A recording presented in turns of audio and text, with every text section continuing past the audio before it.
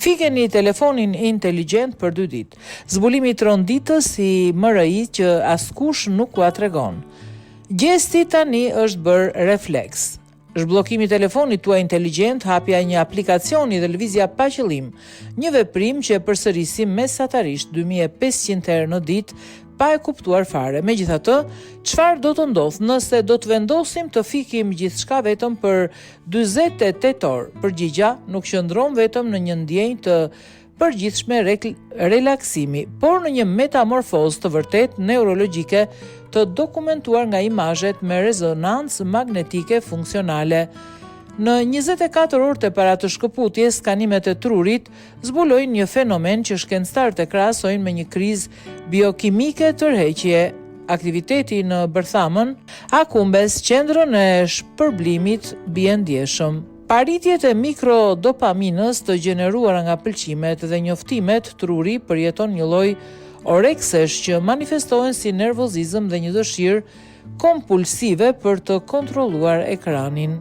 Megjithatë, sapo të kaloj pengesa e parë e ditës së parë, situata ndryshon në mënyrë dramatike.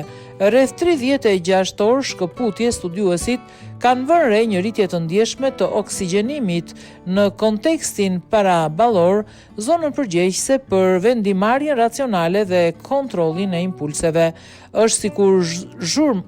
Është sikur zhurma e sfondit digital filtrohet duke lejuar qarqet nervore të rimarrin kontrollin e funksioneve më të larta njohëse dhe aftësinë për të përqendruar thellë, duke na çliruar nga mjergulla mendore që karakterizon lëvizjen e shpejtë të faqeve të internetit.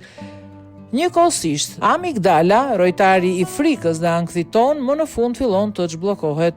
MRI konfirmon se alarmi vazhdueshëm i gjeneruar nga frika e të qenurit i shkëputur nga rrjedhat e informacionit zbehet duke sjellë me vete një ulje të niveleve të kortizolit në gjak dhe një kthim në një gjendje pushimi të thellë që teknologjia na e ka grabitur. Ky nuk është një transformim menjëhershëm strukturor, por një rivendosje e domosdoshme funksionale, një lloj pastrimi biologjik i memorjes që tregon se sa shumë varet ekuilibri ynë mendor nga aftësia jon për tu shkëputur.